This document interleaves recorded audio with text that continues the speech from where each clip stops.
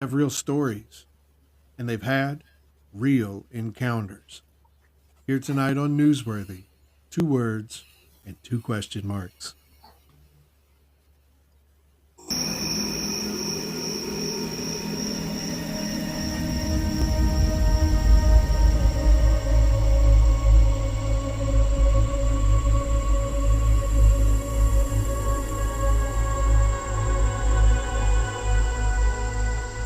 It's alive!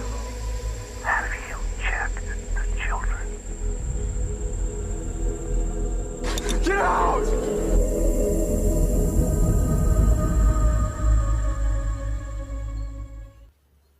Tonight on Encounters, award winning author Angie Van Sice steps into the shadows with us to explore the haunting beauty of grief, the secrets behind her suspenseful storytelling, and the unexpected ways her pets inspire her characters.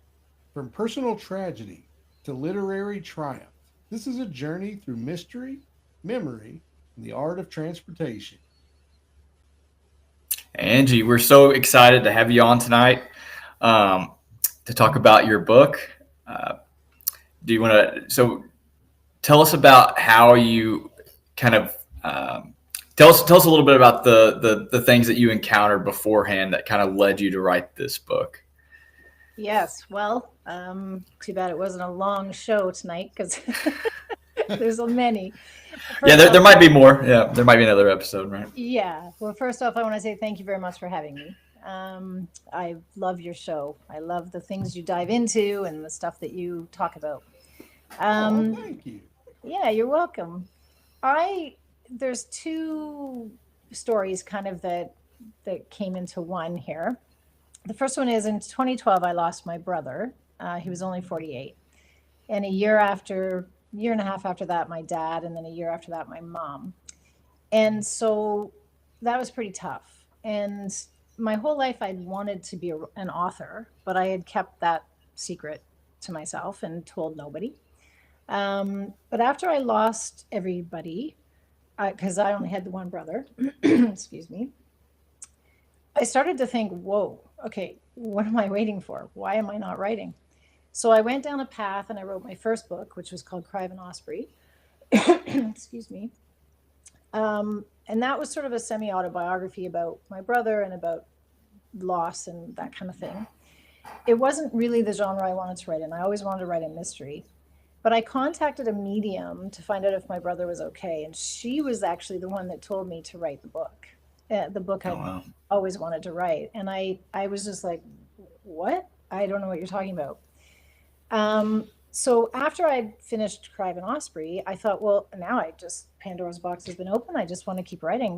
But what do I want to write about? I don't know. So I called the same medium back, and she said, "There's a sheriff in a small town," and I knew immediately what it was. My grandfather was a police officer of a town here called Wasaga Beach. It's actually the longest freshwater beach in the world, and that's our claim to fame. And he policed it. He was the police chief for many years, and it is a very small town. Well, when I was 9, I came across this photo of a woman standing next to a tiny box, and I thought, "What's this?" It was all in our family photos. So I ran to Papa and I said, "Who is this? What is this?" And he said, "I don't want to talk about it." And he stormed out of the room. Well, over the years, I'd thought about the photo, and when he passed away, I decided I was with my Nana, and we were going through the photos, and I see this photo again, and I'm like, "Nana, what is it with this photo?" She said, "I'm not sure. Your grandfather wouldn't talk about it, but now I recognize that tiny box was actually a coffin, and I assumed it was the mom standing beside it." So my Nana told me some pretty gory detail about what had happened using knitting needles. That's all I'll say. But she said, "I don't know if that actually happened because your grandfather, when he didn't want to talk about something, he'd throw the worst thing out there so you wouldn't want to talk about it anymore." So I said, it's that photo. I need to write about the photo." And she said, "You are going to do so much research." And I'm thinking, this is a photo from 1933 in this small, remote, way up north town. How much research can I do? Well, I'll tell you, I was at that computer and in libraries and whatever for a good 6 months. And it wasn't anything to do with that case. That was his first case as a police officer. Oh It wow. it took me down this whole rabbit hole of child trafficking and um, horrific things that happen. And one of the interesting things is, I got into researching all of that and Masonic symbolism and everything. And just back in October, my mom's sister took me to the grave site where everybody is. And she said, "Oh, it's just so tacky." I said, "What?" She said, "My grandfather's gravestone has the Masonic symbol on it." And I was like, it has what now?" So we pull up and I'm looking and I'm thinking, oh my gosh, it does. It had the Masonic symbol, but here's the freaky bit. I should have brought a book in here, one of my books, but it, I use symbols on each chapter to kind of foreshadow what the chapter is going to be about. Every symbol on that gravestone, there was 4 symbols, is almost to a T what I used in my book. And I had no Whoa. idea. What is that called? That's secret. Synchronicity. Yeah. That's Wow, exactly that's what that crazy. is. Yeah. Shoot. So anyway, Wow. that's the grief propelled me into the writing, and then the writing propelled me into that photograph, and then the photograph propelled me into all of this horrific thing. And what I did is I don't want to glorify it. I want to clarify that right now because there's nothing to glorify in that world. What I want to do, my mission is to expose it and to give a voice to the kids that no longer have one or the survivors. Because the most horrific thing that I came across was I would see this footage of these survivors talking about the hell that they literally went through, and the comments were awful. They were like, "This didn't happen to you. Why are you lying? Why are you making up stories? That's Why are awful. terrible?" So that propelled me forward. And so in the book, I have 2 point of views, Evie and Charlie. Charlie Baker, oddly, was yelled to me in the middle of the night. By whom, I do not know. Really? I was laying there just as I started to go, okay, where am I taking this story? Why would my grandfather want to keep this photo if he didn't want to talk about it? Like, that was a big question I needed to answer.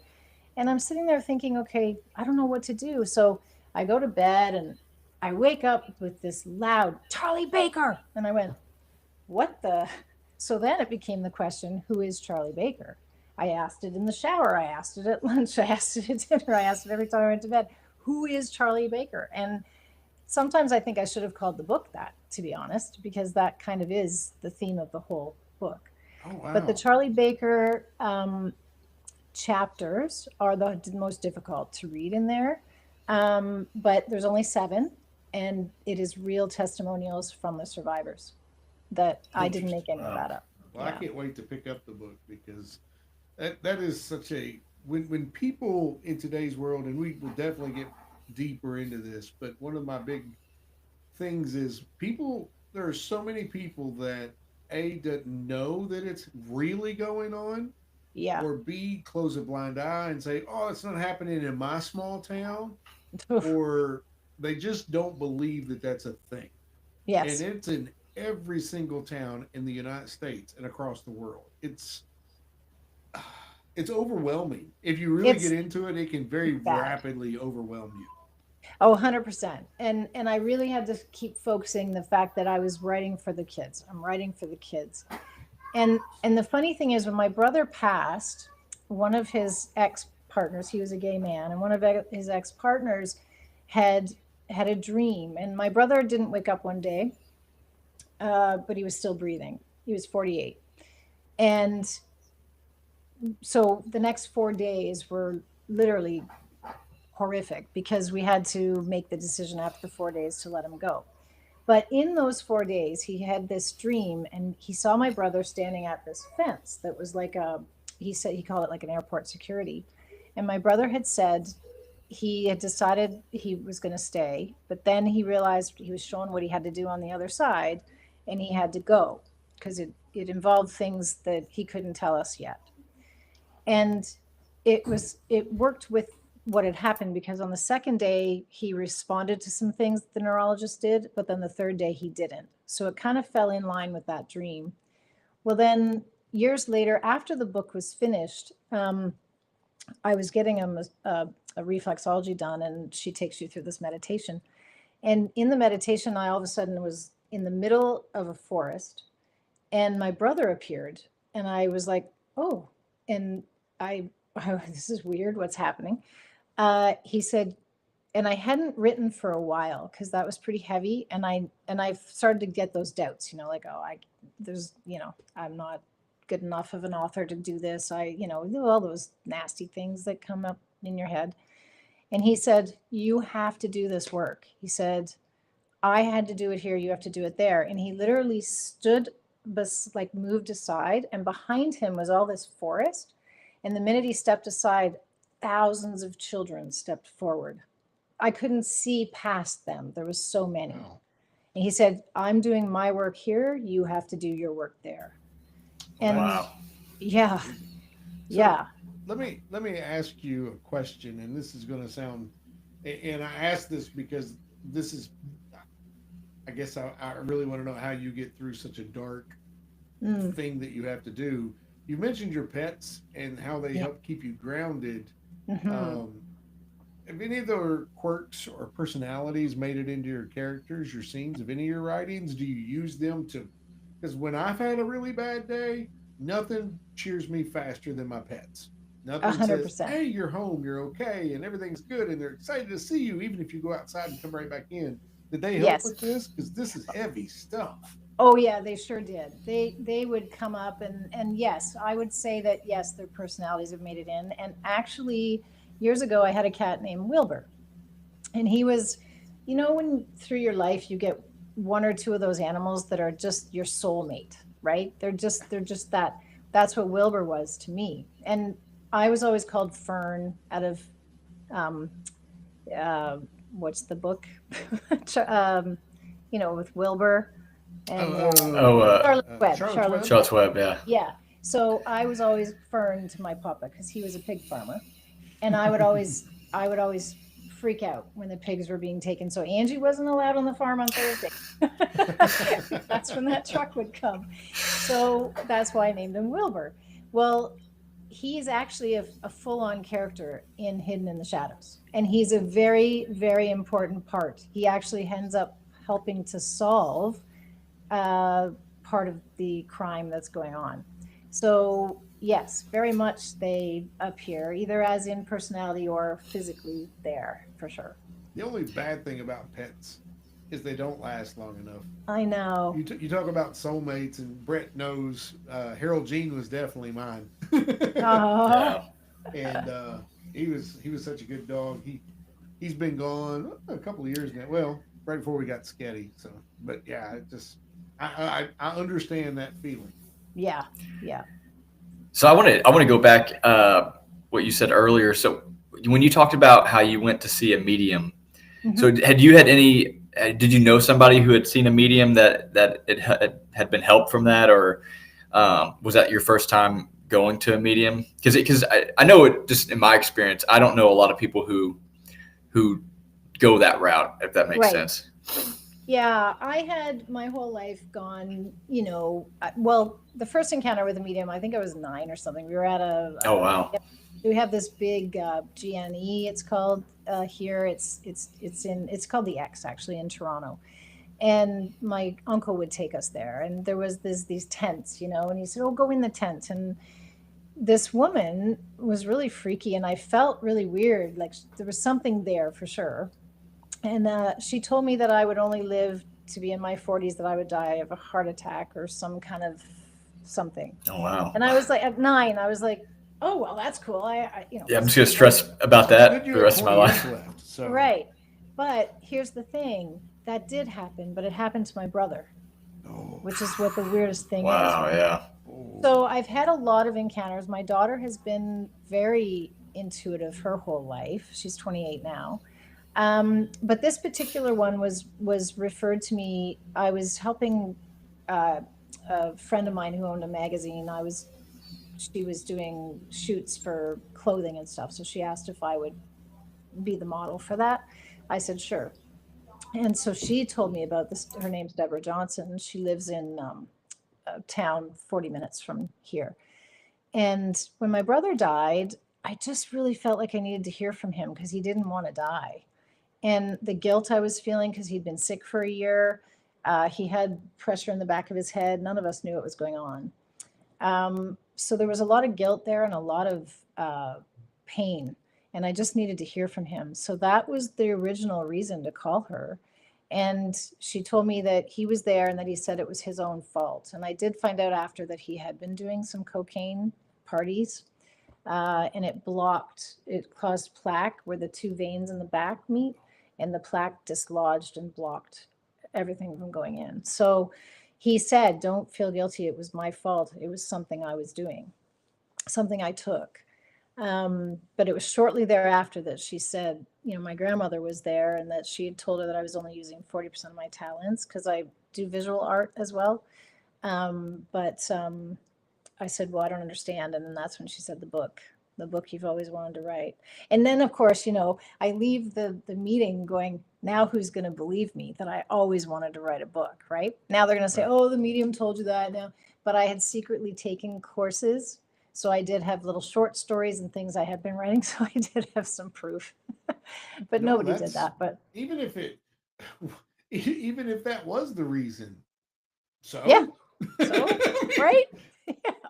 I mean, just because the guy who invented Smucker's peanut butter, I'm pretty sure that he's not, however he got the idea, he'd be okay with it.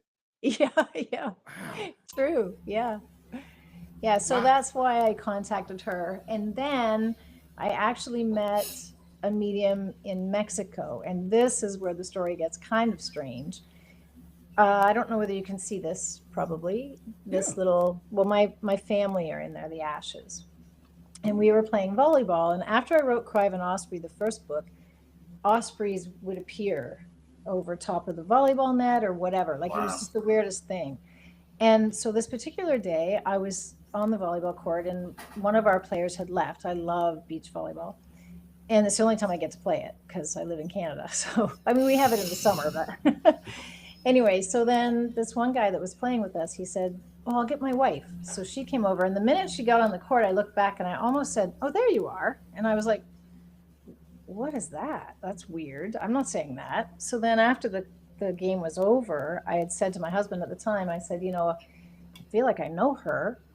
So later on that day, we went down to the beach, down to the water, and she came up and she said, you know what drove me over? And I said, what? She said, your necklace. And I went, pardon? And she said, that necklace. And I said, that's weird. I said, because my family's ashes are in here.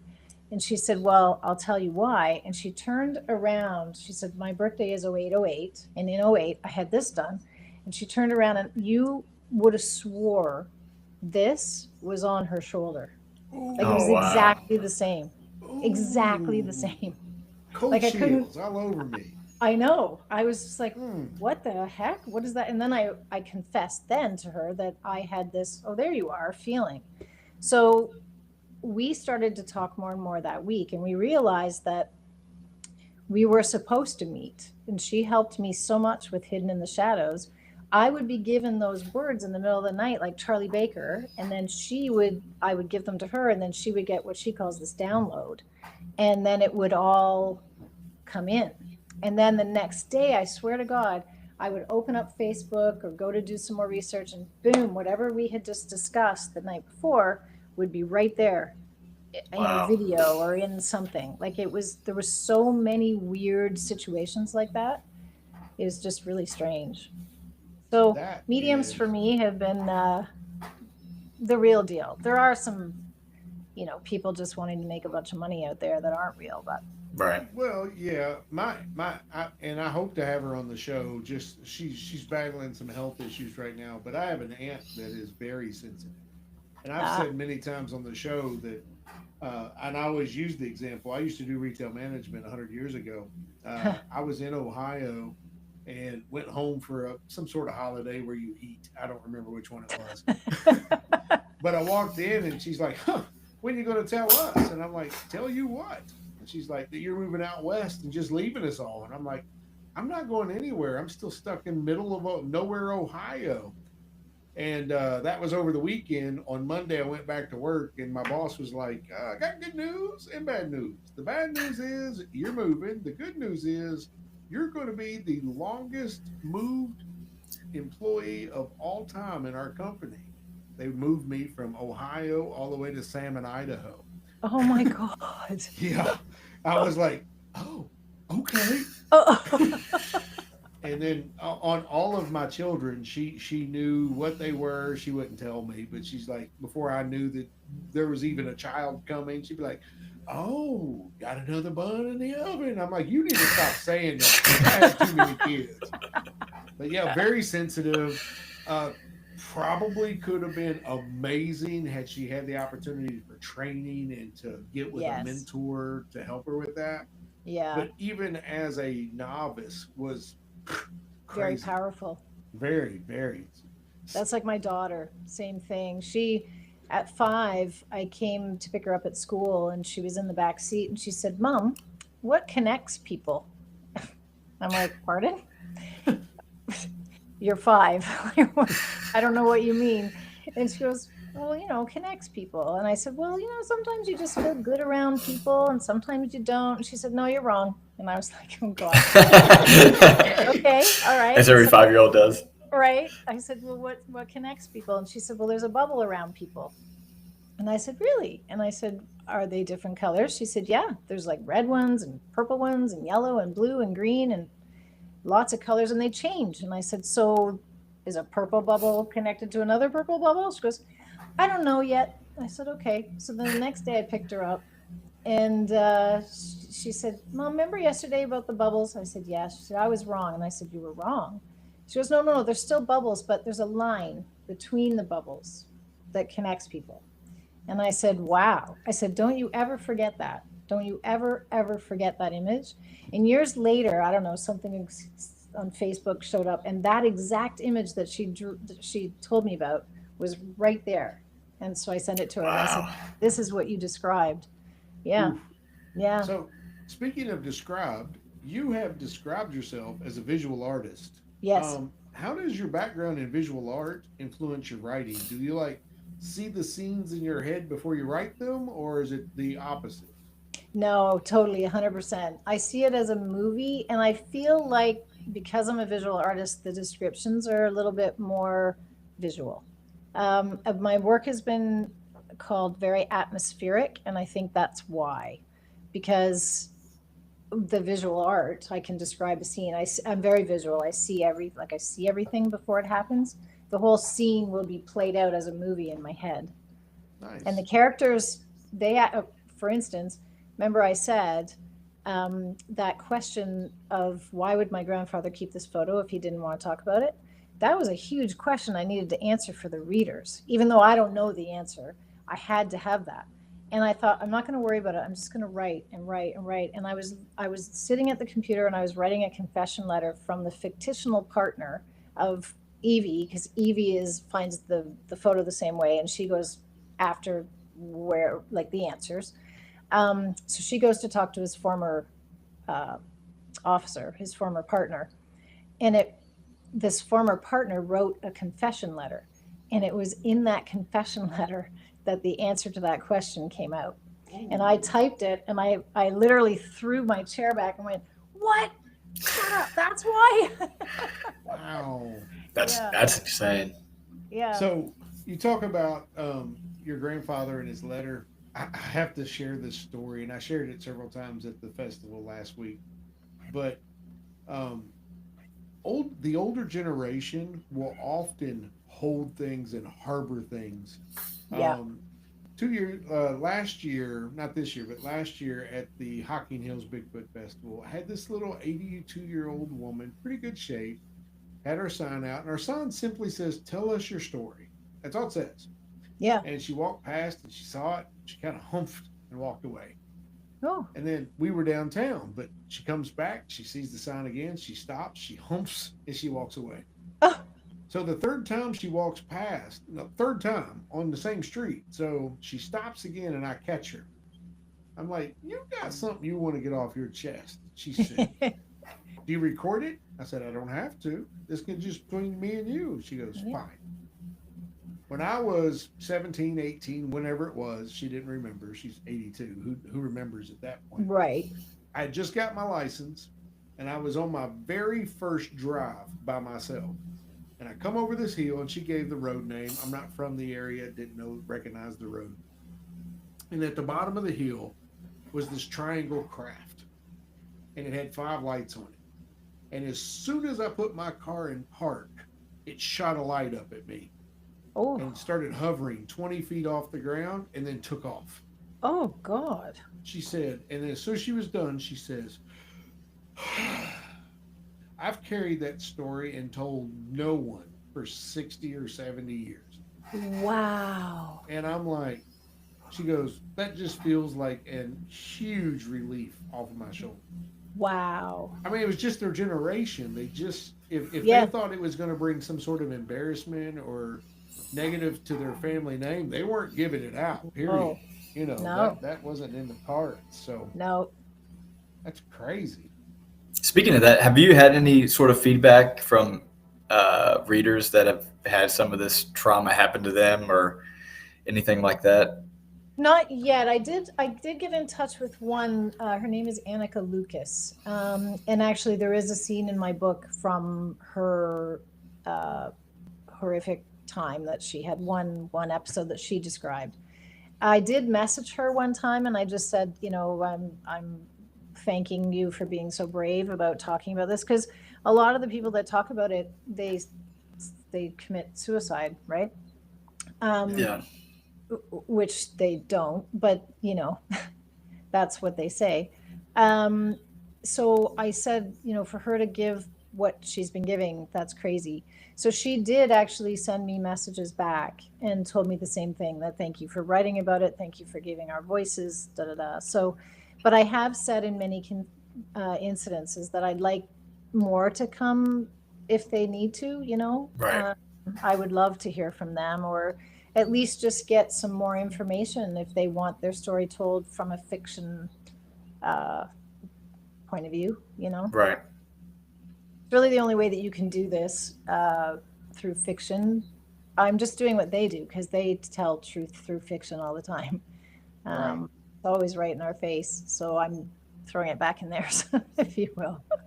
Absolutely. And I Yeah. think that's wonderful. Mhm. So, probably my last question, because I know you got to go. It's a Monday and everybody's tired. Seems to be mysteries, thrillers are your passion genres. What draws you to that suspense, and how do you balance that tension with your emotion and the emotional depth? Sorry, I just saw something come through, and could you say that again? That's okay. I zoned out there for a minute. That's all right. If that were against the law, I'd be in prison forever. I said mysteries and thrillers are kind Yeah. of like your passionate, you know, you really, your passion comes through in those genres. Yeah. What draws you to that suspense, and how do you balance it with the emotional attachment that goes with it? That's a very good question. I, even from a small child, loved suspense, thriller, true crime. I always said it was because of my papa being a police officer. In fact, I wanted to be a detective at one point, and he said, "No, no, no, don't get into it." I think I balance it with just taking care of me, you know, making sure that I get out in nature, making sure that my animals, there's one laying on the bed right now, you know, like just cuddling them and putting my energy into the kids. The kids really motivate me mostly. Just their voices and knowing what a lot of them had to endure. And the survivors, I don't know who's better off, the ones that get killed or the ones that stay alive. Because the ones that stay alive are haunted by it all the time. And I just really wanted to give a voice to them. And there's a very important notice in the front of my book that I encourage anybody who picks it up to read, because there could be trigger warnings. Sure. Or And trigger. speaking of the book, tell us the name of the book, where you can get it. Sure. We'd love to be able to put that out for you. Thank you. I appreciate that. It's called Hidden in the Shadows, and I use a pseudonym. It's just my initials, A.D. Van Size. They can get it on my website, which is advansizeauthor.com, or you can order it off Amazon as well. It's all Is it there. available on audiobook? Yes. Perfect. Oh, That's awesome. how me and Brent read most books. Yeah. Yes, it is. It's available on audiobook. Yeah. Angie, we absolutely appreciate you taking time with us today. We want to get into that deeper topic, and we'll get that scheduled and on the books Sounds just great. as soon as we can, because that is a topic that needs to be there. If we did it every week, it wouldn't be enough, Yeah, to be honest. I agree. So again, thank you very much for being here, and we appreciate you so much. Well, thank thank you. guys. Thank you for having me. I appreciate it too. I love your podcast. I just love it. Aw. Yeah, I really do.